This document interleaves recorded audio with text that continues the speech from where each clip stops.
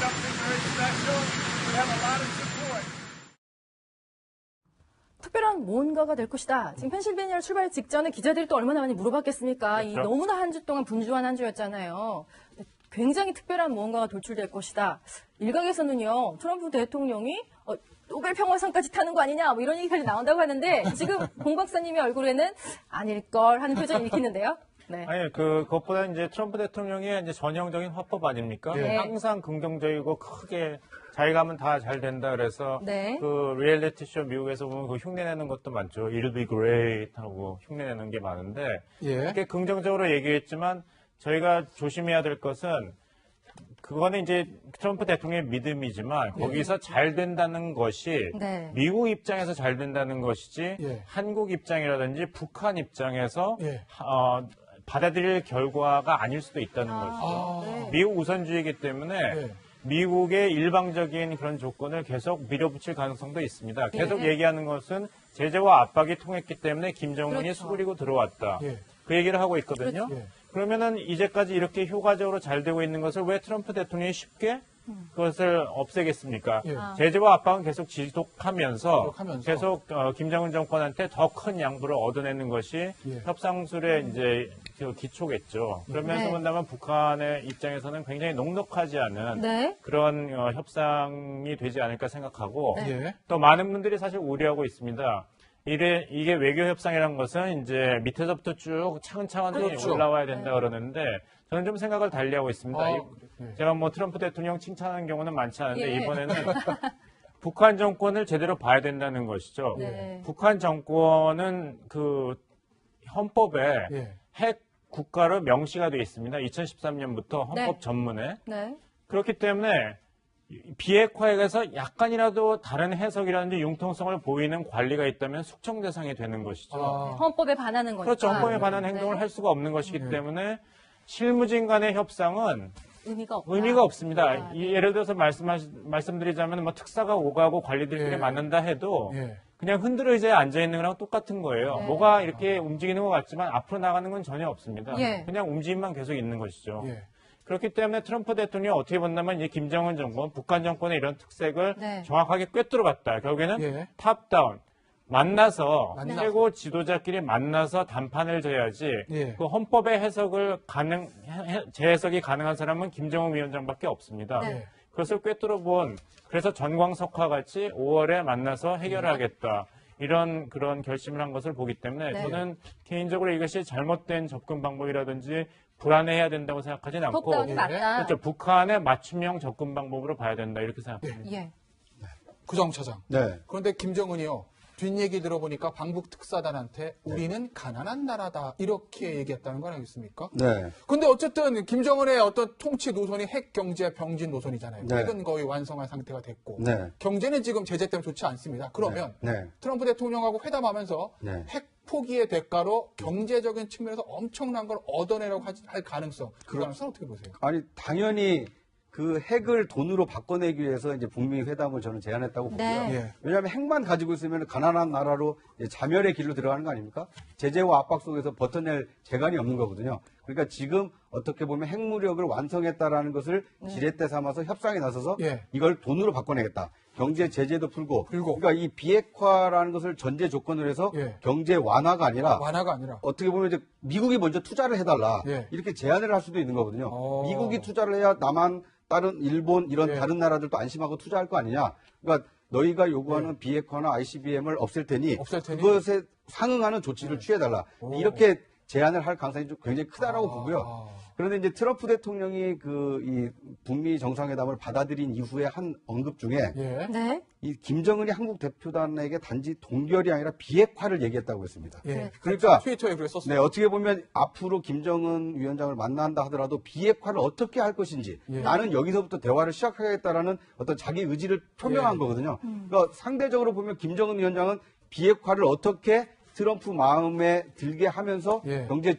지원을 이끌어낼 거냐. 예. 어떻게 보면 굉장히 어려운 함수에 좀 빠져있다 이렇게 볼 수 있습니다. 네. 여기서 제가 말씀드리고 싶은 것은 미국이 그런 협상에 임한다 하더라도 예. 미국의 입장에서는 제재와 압박이 통하고 있는데 네. 그것을 비핵화가 완전히 검증 가능하고 불가역적으로 되었다고 확인을 하기 전에는 그것을 치울 이유가 없습니다. 대규모 경제 지원도 그렇고요. 사실 북한이 그 경제 개발을 할 때 대규모 경제 지원을 바란다면은 사실 미국과의 관계 개선을 한 다음에 이 일본과 국교 정상화를 해서 한국이 1965년도에 했던 것처럼 네. 그것을 다시 시도할 가능성이 있습니다. 그것이 2000년 고이즈미 총리가 이제 일본에 갔다가 납치 문제 때문에 틀어졌는데 네. 그것을 다시 하려면 미국하고 대화해서 성공을 해야 되고 미국 입장에서는 어떤 대규모 경제 지원까지는 불가능할 것이고 비핵화가 검증 가능하게 확인을 된 다음에 그 다음에 경제 제재를 완화하는 그런 수순으로 가기 때문에 지금 북한 입장에서는 시간이 굉장히 촉박합니다. 네. 지금 계속 조여오고 있기 때문에 김정은 위원장이 얼마나 이번에 대화에서 네. 두 가지죠. 비핵화를 확실히 할 것이다. 북한이 지금 주장하고 있는 비핵화는 조선반도 비핵화거든요. 그러니까 주한미군도 철수하고 미국의 핵 전략 자산도 배치하지 말아라 그러는데 그런 것을 미국 정부가 받아들일 가능성이 과연 있는지 그렇기 때문에 이게 제대로 이루어지려면 경제적인 측면에서 보더라도 김정은 위원장이 굉장한 양보를 하지 않으면은 협상이 진전되지 않을 것이다. 그럼 다시 원점으로 돌아갈 가능성이 있다. 이렇게 봅니다. 홍 박사님께서 방금 지적해 주신 대로 굉장한 양보와 굉장한 어떤 실행이 있지 않으면 실질적인 진전 보기 어렵다. 그래서였을까요? 백악관에서는요. 이런 조치가 없으면 북미 정상회담도 어렵다. 그리고 전문가는 또 거기에 대해서 구체적으로 또 이런 이야기를 했습니다. 함께 이어서 들어보시죠. And we're not going to have this meeting take place until we see concrete actions that match the words and the rhetoric of North Korea. The things where they are now, so there's no more testing, missile testing, at least long range, no more nuclear tests. A lot of other things you could freeze. You could get inspectors back in there. Those are tangible gives. 저희 채널A와 인터뷰에 응한 딜러리 연세대학교 국제대학원 교수, 문정인 특보와도 상당히 또 여러 가지 연구를 같이 하고 있기 때문에 현재 우리 정부의 움직임도 나름 잘 파악하고 있는 것으로 알려진 인물인데요. 그러니까 사실 저 인터뷰는 북미 정상회담 나오기 직전에 이루어졌습니다. 근데 똑같이 얘기를 하더라고요. 비핵화에 대한 어떤 구두적인 이야기가 조금 나오면 이게 대화의 어떤 시발점 될 수 있을 것이다. 그런데 그 이야기가 나왔고 추가적으로 얘기하는 것은 사찰단이라던가 비핵화 약속과 함께 장거리 핵 미사일 실험 중단 이런 것들이 또 추가적으로 진전을 만들어낼 수 있을 것이다 이렇게 얘기를 했거든요. 상당히 구체적인 어떤 로드맵을 갖고 있다라는 생각도 드네요. 우리 정부와 미국이 물밑에서 이런 얘기를 이미 하고 있는 걸까요? 일단 저 샌더스 백악관 대변인의 발언은 그렇습니다. 우리 특사단이 가서 백악관에서 발표하는 바람에 너무나 그냥 뭔가 잘 될 것처럼 그냥 장밋빛 청사진이 외신들에 막 나오고 하니까 그렇죠. 백악관으로서는 또 그건 아니거든요. 그건 아니고 이미 이제 협상에 들어갔다고 보면 뭔가 하나라도 더 받아내고 협상에 가는 게 유리하기 때문에 백악관에서 이제 그런 언론적인 답변을 한 것 같고 만약에 그렇다면 뭐냐 대화를 시작하기 전에 대화가 시작되려면 북한이 뭔가 해야 된다라는 것이 그동안 오바마 대통령 그리고 트럼프 대통령의 일관된 입장이었어요. 그거로 대표적으로 얘기되는 사례가 이제 모라토리엄을 선언해라. 그리고 IAEA 사찰을 수용해라. 거기서 좀 더 나가면 당신들이 우라늄 농축 프로그램을 얼마나 진전시켰는지 그 목록을 내라. 이런 것까지 얘기를 했었어요. 그걸 다 북한이 거부했었기 때문에 지금까지 대화가 안 된 겁니다. 근데 대화를 한다고 하니까 다시 그런 조건을 이제 들고 나오는 건데, 근데 이런 조건까지도 북한이 수용하겠다면서 5월에 보고 싶다고 한 건지는 알 수 없어요. 그래서 이 과정이 잘 보세요. 굉장히 험난한 과정이 될 겁니다. 말 한자 한자, 단계 하나하나를 놓고서 서로 내가 언제 그랬어? 네가 그랬잖아. 라는 식의 옥신각신한 싸움이 계속되는 과정에서 트럼프와 김정일이 만날 수도 있고 만나지 못할 수도 있고 여러 가지 가능성이 열리게 됩니다. 이현종 의원께 제가 이거 한번 물어볼게요. 저는 이런 회담 같은 거 하면 어디서 하는지가 저는 왜 이렇게 궁금한가 모르겠습니다. 서울이냐 평양이냐 얘기들이 있는데 세라 허커비 샌더스 백악관 이런 얘기를 했어요. 결정 안 됐다. 이건 좋은데요. 평양 시내에서 열리는 것은 우리는 원치 않는다. 현재 버전에서 이렇게 얘기를 했습니다. 장소 어디로 보시나요? 평양설, 워싱턴설, 판문점설 스웨덴, 스위스 저기면 중립국이기 때문에 그렇겠죠. 그렇죠. 제주도설도 있습니다. 네. 그 외에 제3의 장소설도 있는데 이현정 의원 예상 한번 해보실까요? 그러니까 이게 장소가 가지는 상징성이 상당히 있죠. 그렇죠. 왜냐하면 상징성. 예를 들어서 어디에서 하느냐에 따라서 그 협상이 사실 어느 정도 진척될 것이다. 네. 왜냐하면 이렇게 정상 간의 만남은 이미 그 전에 어느 일정 정도 모든 것들이 다 완비되어 있습니다. 그렇죠. 사실 그걸 형식적으로 추인하는 것이기 때문에 네. 만약 평양에서 열린다고 하면 제가 볼 땐 거의 뭐 모든 부분에 있어서 것들이 해결된 상황. 즉 평양에서 정말 트럼프 대통령이 가서 거기서 악수하고 한다는 것 자체는 거의 북미 수교까지 바로 이어질 수 있는 가능성이 있다는 것이고 네. 일단 판문점에서 한다는 것은 그런 아직까지 여지가 있다. 네. 예를 들어서 판문점이라는 지역 자체가 일단 유엔사 관할 지역 아니겠습니까? 자, 북한도 오고 그다음 트럼프도 가고 하면 거기서 뭔가 아직까지 협상의 여지가 있다라는 것이고 제3국에서 할 경우는 일단 한번 만나보자. 좀 일단 그래도 서로 간에 좀 알아보자. 예, 제주도나 스웨덴이나 등등 있을 수가 있거든요.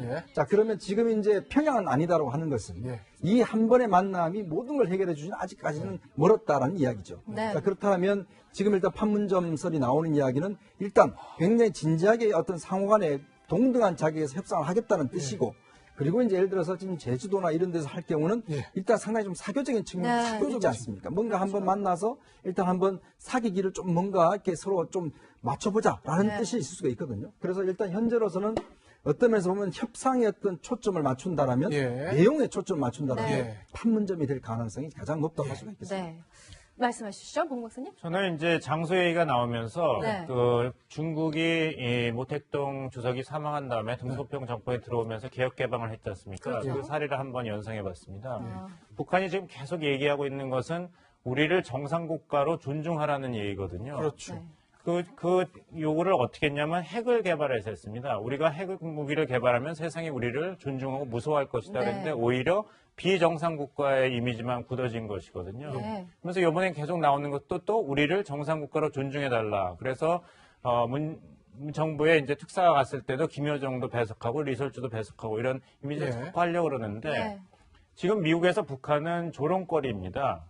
그동안 여러 가지 위협뿐만 아니라 인권 유린 그리고 소니 해킹을 포함해서 그렇기 때문에 이 김정은 위원장 그리고 북한의 이런 이미지가 북한에 팽배해 있는데 트럼프 대통령이 평양에 간다? 이건 사실 어렵습니다. 그거는 대선 기간에서도 얘기를 했죠. 햄버거 먹으면서 협상을 한다는 얘기했을 때 내가 갈 수는 없다. 하지만 미국에 올 수는 있고 햄버거를 먹으면서 얘기를 하겠다 했는데 당시에 중국도 문화 대혁명이라든지 공산주의 때문에 굉장히 이미지가 미국 내 안 좋았는데 그것을 일거에 뒤집은 게 뭐냐면 등소평 주석이 미국을 방문했습니다. 그러니까 김정은이가 미국에 가야 된다. 네. 만약에 김정은 위원장이 이번에 정말 빅딜을 할 의사가 있다면 미국에 가는 것을 수락해야 되는데 김여정과 함께 가서 멜라니아 여사와 네 사람이 같이 만나는 장면도 연출을 하고 연출을 해야지 미국 내 여론도 두 가지가 나오죠.